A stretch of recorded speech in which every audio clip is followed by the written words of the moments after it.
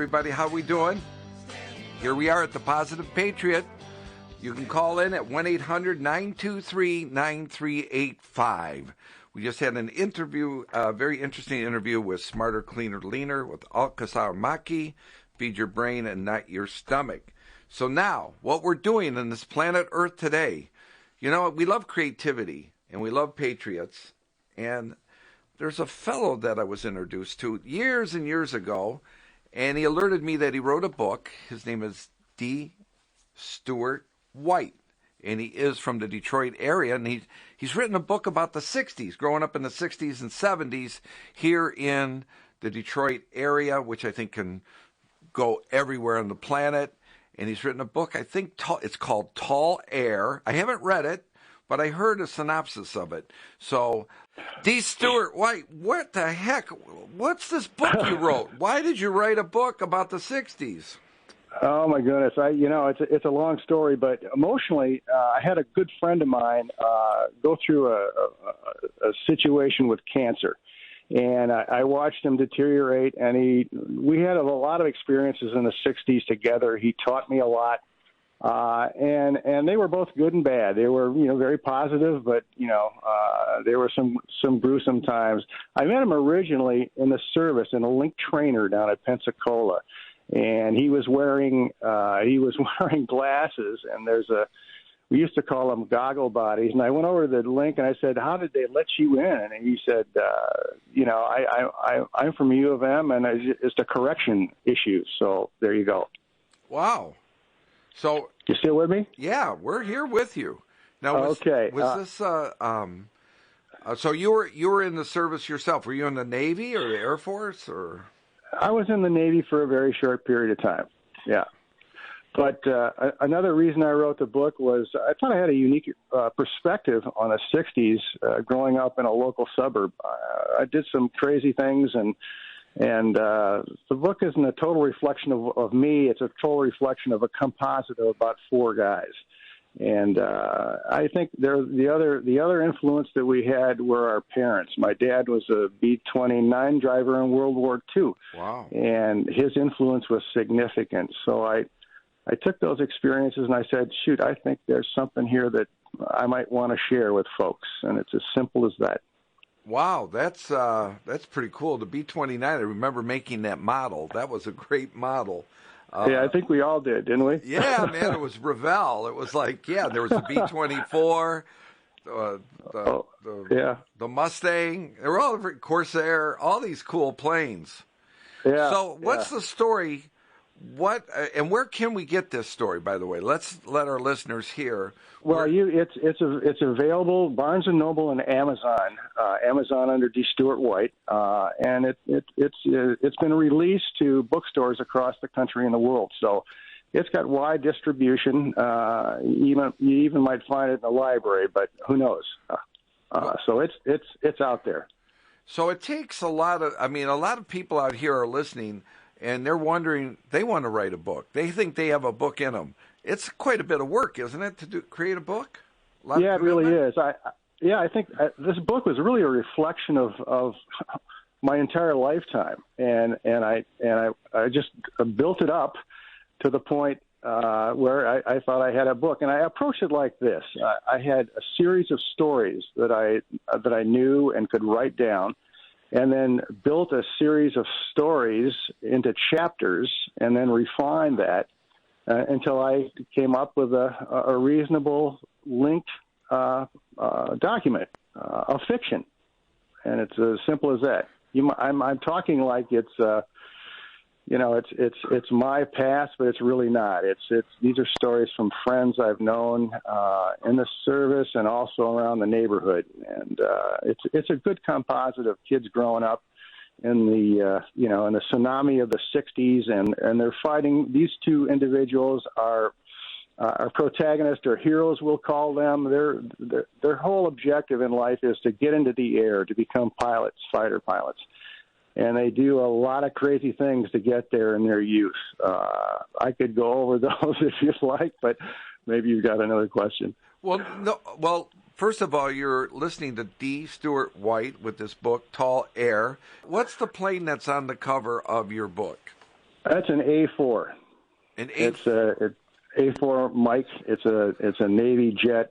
The Marine Corps also used them, and I had to do a lot of research on that airplane just to make it technically correct. And there are a lot of pilots that appreciate that, and I think I covered it pretty well. At least I've had some old pilots that flew it early in the Vietnam War.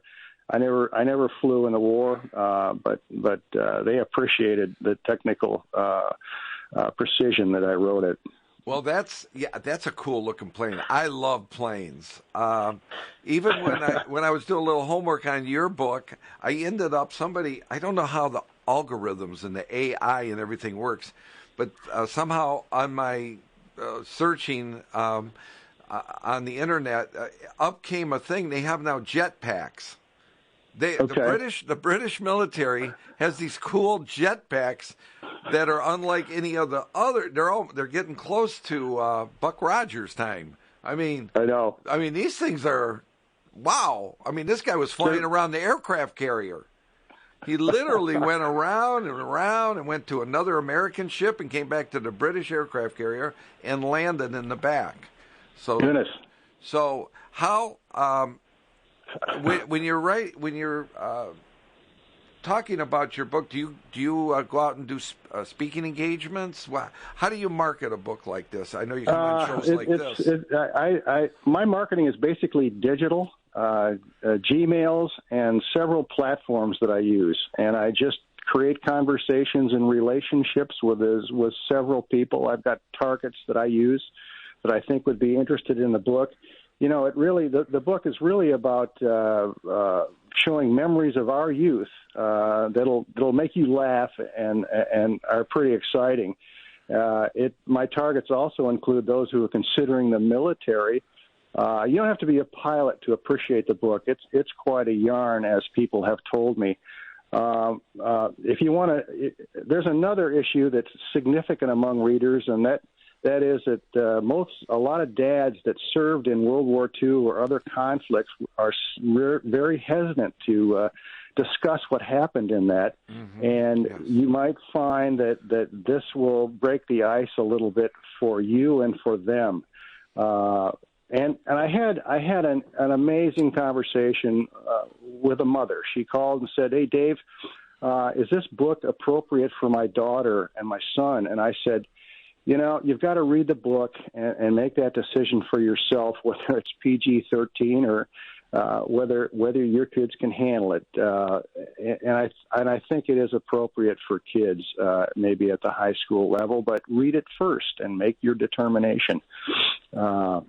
And there you go. I think, that's actually excellent perspective, that somebody even thinking about going into the military or becoming a pilot would embrace and find it very interesting. Your book, which is called Tall Air by D Stuart White, and you can get this on Amazon.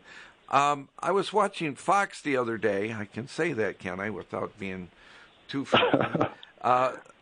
There's a new young lady. She's a captain of a Carnival cruise line, and she's very attractive and awesome. And I'm sitting there going, you know how big those ships are?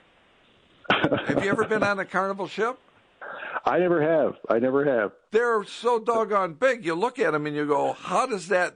It's a skyscraper that sails in the water. It's amazing. I think she had a military background. I think I'm making the assumption that she was a pilot from what I read about her. And then she jumps into the boat captain. In fact, I've got a character in the book that is a boat captain, or was at one time. And it doesn't reflect his experiences, but he had so much fun with the book, I had to include him. Now, the setting for this, is it down in Pensacola, Florida, training and everything like that? Yeah, that's part of it. You know, there's a lot of I went through the flight program down at Pensacola, and I comment extensively on what it took and the pain that it was and the challenge that it was. And remember, my two heroes or protagonists, their objective was to become pilots, and they wanted to challenge themselves. And the biggest challenge that they could find at the time in the 60s were was going down to Pensacola. Of course, it also occurs in neighborhoods right around the Detroit area for our two heroes in their youth, and that takes up a major part of the book. And then we go over to Vietnam. Make a book, and you're an author. You have your ideas, and you can put them out there on the planet. So what else do you have to say before we have to go? Because we're going to move to we have a caller. So anything else, D Stuart? Well, keep your eyes open. Have your audience keep your eyes open for the next book. It's called True Blues, and it's really a continuation of the story. I made a short read out of Tall Air and kind of teased everybody. Now I'm going to pay it off in the second book. So that should be a lot of fun. That should be available by the end of this year.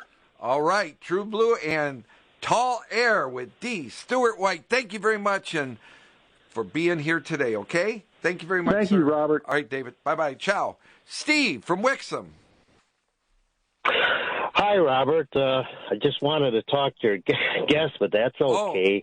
I used to build those Revell models, the airplanes. I used to hang them from the ceiling by strings on display. That was really cool stuff. They even had the German ones. But growing up on the east side, I was wondering if you guys hung out at City Airport. It was great watching the planes come and land and take off. And no, but I've been there.